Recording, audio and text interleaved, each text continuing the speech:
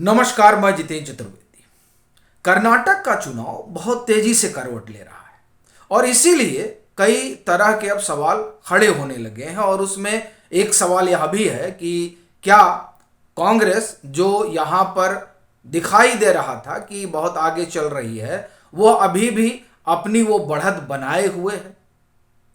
और यह भी कि जिस भाजपा को बताया जा रहा था कि ये बहुत पीछे चली गई है, तो क्या उसने इन 8-10 दिनों में गेन किया है और इतनी लंबी छलांग लगा दी है कि कांग्रेस के भीतर एक अलग तरह की परिस्थितियां पैदा हो गई हैं। और वो परिस्थितियां बयान के जरिए, मैनिफेस्टो के जरिए बाहर निकल कर आ रही हैं। ये तमाम चीजें जो हैं वो इन दिनों कर्नाटक के चुनाव को लेकर चर्चा का विषय बनी हुई है कि आखिर में ये चुनाव जा किधर रहा है। और जो ये कहा जा रहा है कि साहब तेजी से वहां पर चीजें बदल रही हैं, तो वो बदलाव किसके पक्ष में हो रहा है, ये तमाम सवाल जो है वो केंद्र में है। और इसी बीच 1 तारीख को CSDS का सर्वे आता है। उसके पहले कई सर्वे आए, उन सर्वे ने अपनी एक तस्वीर उकेरी, जिस तस्वीर में जाहिर तौर पर कांग्रेस ही आगे थी, अगर 2-3 सर्वे छोड़ दिया जाए तो। अब ये जो CSDS का सर्वे आया, ये सर्वे भी एक तस्वीर बना रहा है, जिस तस्वीर में वो प्रत्यक्ष और परोक्ष तौर पर यह मान रहा है कि वहां पर कांग्रेस अपर हैंड है। बड़ी चीज यह है कि ये जो तमाम सर्वे हैं, ये 20 से 28 के 20 तक आ गए। ये CSDS वाला तो 20 से 28 का ही है। बाकी जो सर्वे हैं वो आप ये कहें कि 20 अप्रैल 22 अप्रैल तक हुए होंगे और कई उनसे पहले हुए हैं, तभी आप पूरा प्रोसेस करके डाटा वगैरह निकाल पाते हैं। तो एक तरीके से अगर एक मोटा खाका खींचा जाए तो ये तमाम सर्वे हफ्ते 10 दिन पहले के हैं। एक CSDS वाला आप अपवाद ले सकते हैं, चूंकि ये 20 से 28 की बात कर रहे हैं और इनका जो सैंपल साइज है वो 2148 का है। 21 विधानसभा इन्होंने कवर की है और हर मतदाता बूथ पर, जैसा इनका कहना है कि औसत 40 लोग से इन्होंने बात की है। अब इसके आधार पर इन्होंने एक अपनी तस्वीर उकेरी है। वो जो तस्वीर है, उस तस्वीर से इतर एक और तस्वीर बन रही है कर्नाटक में पिछले 10 दिनों में। और अभी आप देखिए 10 को मतदान होने हैं और 8 को चुनाव प्रचार बंद होगा, तो 8 तक ये तस्वीर कितनी बदल जाएगी और जो बदली है उसमें कौन आगे दिखाई दे रहा है, इसी पर हम लोग बात करेंगे। चूंकि अब तो काफी चीजें वहां आप एक तरह से कहें कि जमीन से भी आने लगी है। जो लोग वहां से आए हैं कर्नाटक से, वो 2-3 बड़ी बातें बता रहे हैं कर्नाटक को लेकर।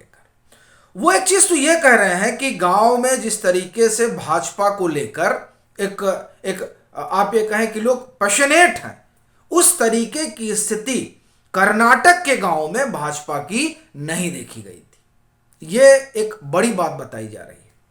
दूसरी चीज आप देखें कि यह भी कहा जा रहा है कि वहां पर भाजपा ऐसी पार्टी है जो अपने मतदाताओं तक तमाम माध्यमों से पहुंच रही है और अपने मतदाताओं को बता पा रही है कि उन्होंने किया क्या है। और इसके बरक्स कांग्रेस और JDS बहुत पीछे है। तो अब ये भी ये बताता है कि किस तरीके का संगठन भाजपा का है, भाजपा की पहुंच किस तरीके की है और उसका बूथ मैनेजमेंट किस तरीके का है। और इससे यह भी अनुमान लगता है कि दरअसल वोटिंग वाले दिन कौन ज्यादा आगे रहेगा। लेकिन अगर आप इस तमाम चीजों को अलग रख दें, तो जो तीसरी बात आ रही है, और ये बात हम आपको CSDS के सर्वे से ही बता रहे हैं, ये जो तीसरी बात बताने जा रहे हैं लिंगायत समाज से जुड़ी हुई है। उनका अपना सर्वे ये कहता है कि ये समाज बड़ी मजबूती से भाजपा के साथ जुड़ा हुआ है। ठीक, वोकालिंगा को वो बांट रहे हैं कि आधा कांग्रेस में जा रहा है, आधा JDS में जा रहा है, और अब उसके आधा मतलब 34% उधर, 36% उधर। तो जब 36 उधर जा रहा है मतलब JDS में और 34 जा रहा है कांग्रेस में, तो ये हो गया 70। तो बाकी 30 तो भाजपा में भी आ रहा है ना। ये अपने आप में बड़ी महत्वपूर्ण चीज है कि वोकालिंगा का इतना प्रतिशत इधर भी आ रहा है, तो लिंगायत भी जुड़ रहा है, वोकालिंगा भी भाजपा जोड़ ले जा रही है। जैसा कि CSDS का अपना जो सर्वे है उसके हिसाब से देखिए आप, तो ये दो समुदाय एक पहले से है और एक को भाजपा जोड़ ले रही है। कांग्रेस के साथ वो पहले था, फिर वो भाग गया जेडीएस के साथ, वोकालिंगा। तो इस लिहाज से अगर आप देखें तो भाजपा वोकालिंगा के वोट को गेन कर रही है, एक चीज। दूसरी चीज आप इसी में आगे देखिए कि एक जो बड़ी महत्वपूर्ण चीज वहां बताई जा रही है, ये सर्वे का मसला नहीं है, कि कांग्रेस के भीतर अपना एक रसाकस्सी वाला मसला है, ये बताया जा रहा है। और ये बात ठीक है कि वहां सिद्धरामैया को बतौर सीएम लोग देखना चाहते हैं, उनकी जो लोकप्रियता है बतौर सीएम वो बहुत ज्यादा है सीएम फेस के रूप में, लेकिन कांग्रेस उनको प्रोजेक्ट नहीं कर पा रही है, क्योंकि उनको डर है कि वोकालिंगा का मिलेगा नहीं, इस डर में वो जी रहे हैं। एक बड़ी चीज जो देखने में आई कि ये जो बजरंग दल वाला मसला इन्होंने उठाया, वैसे तो ये बैकफायर कर रहा है, ये चर्चा खूब है। और ये बजरंग दल का मसला दरअसल इसलिए उठा ताकि वोट जो है वो बटे ना, जिसके लिए उन्होंने उठाया, जिसके लिए उन्होंने कहा कि इनको जो है पीएफआई के कैटेगरी में रखकर, और कहा गया कि हम आएंगे तो बंद कर देंगे और तमाम बातें। ये खास समाज को अपनी ओर लाने के लिए किया गया। अब बड़ी चीज यह है कि CSDS का सर्वे तो कह ही रहा है कि मुस्लिम जो है वो 59-60% के आसपास जो है वो कांग्रेस में जा रहे हैं। लेकिन सबसे बड़ी चीज यह है कि ये जो बजरंग दल का मसला उठा और इस मसले को जिस तरह से पीएम ने उठाया और उन्होंने कहा कि राम पर भी ताला लगा था और अब बजरंग बली पर भी ताला लग रहा है, तो ये जो लगाने की बात चल रही, तो ये जो बात उन्होंने हाथों हाथ उठाई, ये तो वही चीज हो गई कि कांग्रेस को जिस पिच पर नहीं आना था, कांग्रेस उस पिच पर आ गई। शुरुआत की थी मल्लिकार्जुन खड़गे ने, जब उन्होंने पीएम पर आरोप लगाए थे, माफ करिएगा, पीएम को लेकर उन्होंने अपना जो आप ये कहें कि बयान दिया था। अब उस बयान से जो सिलसिला शुरू हुआ वो मैनिफेस्टो में आकर टिका, ये बजरंग दल आ गया। उसके पहले आप देखिए कि जब राहुल गांधी ने यह कहा कि जिसकी जितनी संख्या उसका उतना हक, अब ये दरअसल काशीराम का नारा था, जिसकी जितनी संख्या भारी उसकी उतनी हिस्सेदारी, यानी वो वहां कास्ट सेंसस की बात कर रहे हैं। और ये कास्ट वो सेंसस है जिसको लेकर कांग्रेस हमेशा मुंह बंद किए रखी, उसने कभी इसे आगे नहीं बढ़ाया। अभी इन्हीं की सरकार थी यूपीए 2013 में, और ये आया था इस तरीके का सेंसस, लेकिन उसको जारी नहीं किया गया। यहां से एक चीज निकली कि दरअसल ये जो जिस मामले में इनका अपराध सिद्ध हो चुका है राहुल गांधी का और उनको सजा हो चुकी है, इनको लगा कि दरअसल इसकी वजह से जो ओबीसी हैं वो वाकई में टूट रहे हैं, और उनको जोड़ने के लिए जाहिर तौर पर जब ये कास्ट सेंसस की बात करते हैं तो सीधे बात ये निकलती है कि इसका मतलब आप ये मान रहे हैं कि इस बयान की वजह से ओबीसी भाग रहा है। तो अगर ओबीसी भाग रहा है तो क्या ये बयान देने के ये कास्ट सेंसस कहने के बाद वो जुड़ेगा? एक बात। दूसरी बात, ये जब आप पीएम पर हमला करते हैं तो दरअसल ये हमला नरेंद्र मोदी पर नहीं होता है, ये हमला उस आप ये कहिए कि अति पिछड़े पर होता है जो अपने आप को आइडेंटिफाई करता है पीएम के साथ।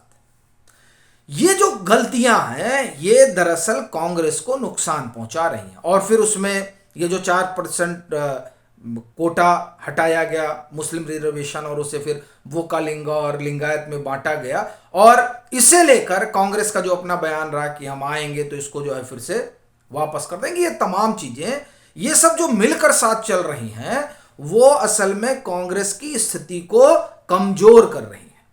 और अभी आप देखिए कि पीएम वहां 7 तारीख तक हैं। और एक चीज और इसमें आई कि लोकल और वोकल जो और बातचीत हुई, तो उसमें अपने कई कांग्रेस के भी साथी हैं जिनसे बातचीत हुई, तो वो ये तो कह रहे हैं कि लोकल मुद्दे बड़े हैं अब अगर लोकल मुद्दे बड़े हैं तो जाहिर सी बात है कि 72 नए लोगों को तो भाजपा ले ही आई है। तो इस हिसाब से जो एंटी इनकम्बेंसी वाला बड़ा मसला था वो तो डिरेल हो गया। तो ये जो 2-3 फैक्टर हैं जिसमें गांव वाला मसला, और फिर आप देखिए कि हर समाज का जुड़ जाना, और ये बोकालिंगा का जुड़ना बड़ी बात है अगर आप देखें भाजपा के लिहाज से। और इसमें आप CSDS में एक बात और कहूं फिर अपनी बात को खत्म करूंगा। इन्होंने दलित, पिछड़ा और आदिवासी इन सब को एक खांचे में रखकर बता दिया कि गरीब 50% जो है वो भाजपा कांग्रेस के साथ है।